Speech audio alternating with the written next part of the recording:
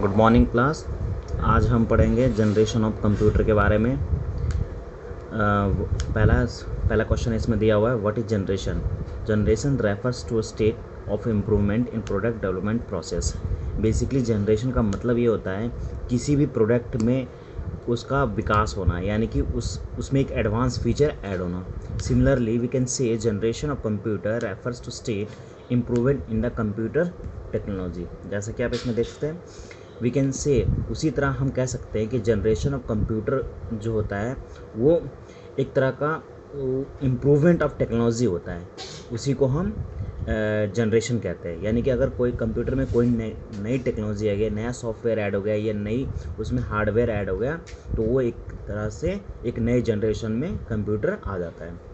The computer is the best the computer in the past were not just like computer what today they are। तो जो computer पहले होते थे उसके मुकाबले अब कंप्यूटर अलग है बिल्कुल। The computer earlier were having very less feature. और जो कंप्यूटर पहले यूज़ हुआ करता था उनके फीचर्स बहुत कम होते थे। फीचर्स का मतलब खासियत। Day by day the technology has developed and new feature were added and the computer becomes smaller and faster. तो समय जैसे जैसे बीतता गया और उसमें टेक्नोलॉजी आती गई, वैसे वैसे कंप्यूटर क्या होता गया, छोटा और फास्टर, यानी कि वो उसका साइज़ स्मॉल होता गया और फास्टर यानी कि अच्छे से काम करने के लिए काम करने लगा। The following are development of computer in the span of time. तो ये स्पेन ऑफ टाइम का मतलब होता है कि समय के साथ। तो समय के साथ जैसे पहला है यूनिवैक, यूनिवर्सल ऑटोमेटिक कंप्यूटर। तो पहला जो कंप्यूटर है कुछ इस तरह से, आप जैसे इसमें देख सकते हैं बहुत बड़े बड़े सीपीयू और बहुत बड़े बड़े डिवाइस लगे हुए हैं। उसके बाद आया पर्सनल कंप्यूटर, उसके बाद desktop. Personal computer desktop computer में ज़्यादा अंतर नहीं है, बस इसमें एक डिफरेंस ये है कि जो पर्सनल कंप्यूटर में था वो सीपीयू और मॉनिटर एक साथ अटैच होता था, जबकि डेस्कटॉप कंप्यूटर में इसको अलग अलग कर दिया और इसके स्क्रीन में भी चेंजेस कर दिए। हालांकि वर्क सेम है लेकिन थोड़ा सा एडवांस्ड है। उसके बाद आया नोटबुक। नोटबुक बिल्कुल आपके बुक की तरह होता है, इसलिए इसको नोटबुक कहा जाता है। हैंड हेल्ड, हैंड हेल्ड का मतलब हाथ में पकड़ के हम यूज़ करने वाला डिवाइस को हम हैंड हेल्ड कहते हैं। स्मार्टफोन, उसके बाद स्मार्टफोन तो अभी सभी यूज़ करते हैं। तो ये है स्पेन ऑफ टाइम, यानी कि समय जैसे जैसे बीतता गया वैसे वैसे नए टेक्नोलॉजी और नए नए फीचर्स आते गए, और उस तरह से जो हमारा जनरेशन ऑफ कंप्यूटर है वो इस तरह से आता है।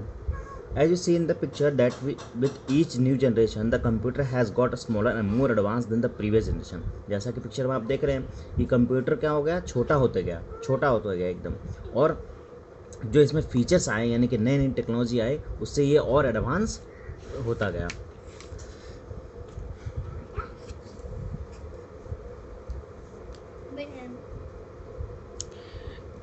Accordingly the computers are classified into 5 generation। let us study about each generation individually। तो मतलब हम कंप्यूटर के जो है वो उसको 5 जनरेशन में डिवाइड किया गया है। 5 जनरेशन मतलब कि उसके टेक्नोलॉजी के हिसाब से। तो उसके बारे में हम एक एक करके इंडिविजुअली मतलब एक एक करके हम पढ़ेंगे। फर्स्ट जनरेशन 1946 से 1958 तक।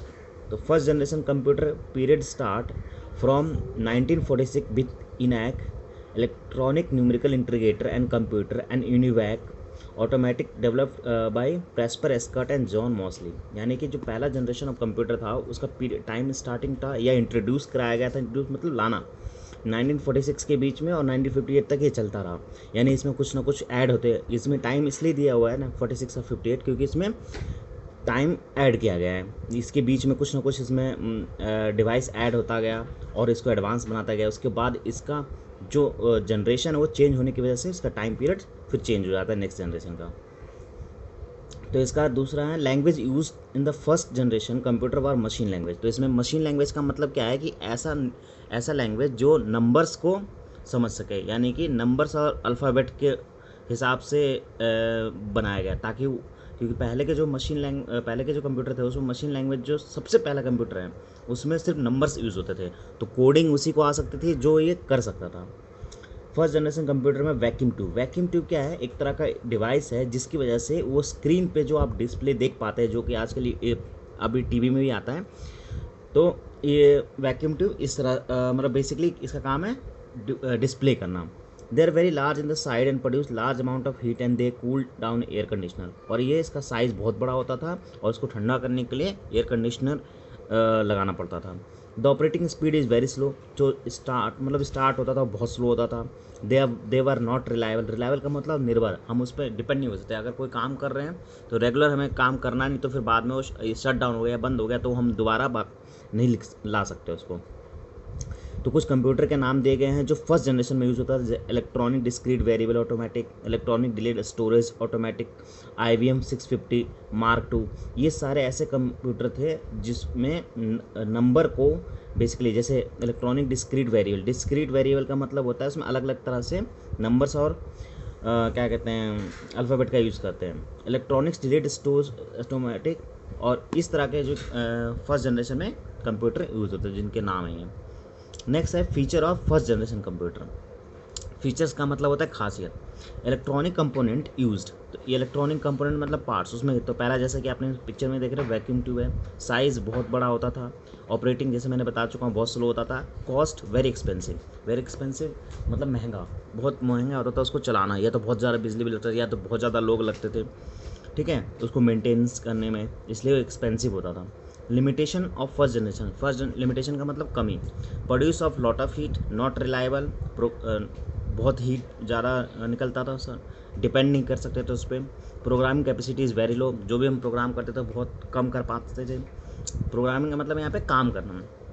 यूज मशीन लैंग्वेज, और मशीन लैंग्वेज की सबसे बड़ी दिक्कत ये है कि ये वही समझ सकता था जो उसको जानता हो उस लैंग्वेज को।